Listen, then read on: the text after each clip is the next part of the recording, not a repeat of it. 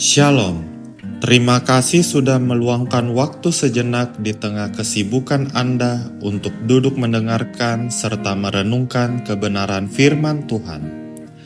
Kami berdoa agar waktu ini menjadi waktu yang menyegarkan bagi jiwa Anda.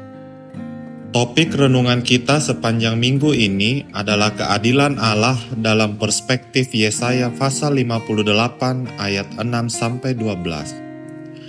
Bagian firman Tuhan yang menjadi fokus perenungan kita adalah Yesaya pasal 58 ayat 8 dan 11a, terjemahan baru kedua, yang berbunyi demikian. Pada waktu itulah terangmu akan merekah seperti fajar, dan lukamu akan pulih dengan segera. Kebenaran menjadi barisan depanmu, dan kemuliaan Tuhan barisan belakangmu. Dan Tuhan akan menuntun engkau senantiasa. Jemaat yang terkasih di dalam Tuhan, ketika kita sedang terluka, sakit, atau menghadapi jalan buntu, naluri pertama kita biasanya adalah berfokus pada diri sendiri. Kita mencurahkan seluruh energi dan doa agar Tuhan segera menolong dan memulihkan keadaan kita. Namun, pernahkah kita menyadari bahwa terkadang kunci untuk pemulihan kita sendiri justru terletak pada bagaimana kita menolong orang lain?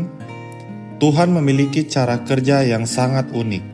Saat kita sibuk membalut luka sesama dan menegakkan keadilan bagi mereka, Tuhan sendirilah yang akan membalut luka kita.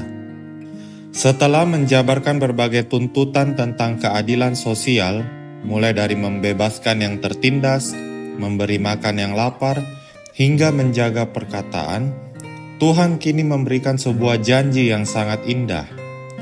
Kata pada waktu itulah di awal ayat ke-8 sangatlah penting. Ini menunjukkan adanya hubungan sebab akibat. Jika umat Tuhan mempraktikkan keadilan dan kasih yang nyata kepada sesama, maka terang mereka akan merekah mengusir kegelapan, dan luka-luka mereka sendiri akan dipulihkan dengan segera oleh Tuhan. Lebih dari itu, Tuhan berjanji untuk menjadi pelindung di barisan depan dan belakang mereka, serta menjadi penuntun yang tak pernah gagal. Lihat di ayat yang ke-11. Janji ini menegaskan bahwa Allah mengikatkan kehadiran dan kuasa pemulihannya dengan tindakan keadilan umatnya. Keadilan yang kita tabur akan menghasilkan tuaian pemulihan dari surga. Seringkali kita mengeluh bahwa doa-doa kita belum dijawab, jalan hidup kita terasa gelap, dan luka batin kita tak kunjung sembuh. Firman Tuhan hari ini mengajak kita untuk mengubah arah pandangan kita. Daripada terus-menerus berpusat pada masalah kita sendiri, cobalah untuk mulai melangkah keluar dan membawa keadilan serta pertolongan bagi orang lain. Apakah kita sedang butuh penghiburan? Cobalah menghibur mereka yang sedang berduka. Apakah kita sedang butuh jalan keluar finansial? Cobalah bermurah hati kepada mereka yang lebih miskin dari kita. Saat kita melepaskan keegoisan dan mulai memperjuangkan kebaikan orang lain, kita sedang membuka pintu bagi kuasa Tuhan untuk bekerja. Kita tidak perlu khawatir tentang diri kita, karena ketika kita sibuk mengurus umat Tuhan yang lemah, Tuhan sendirilah yang akan mengurus segala keperluan, perlindungan, dan pemulihan hidup kita.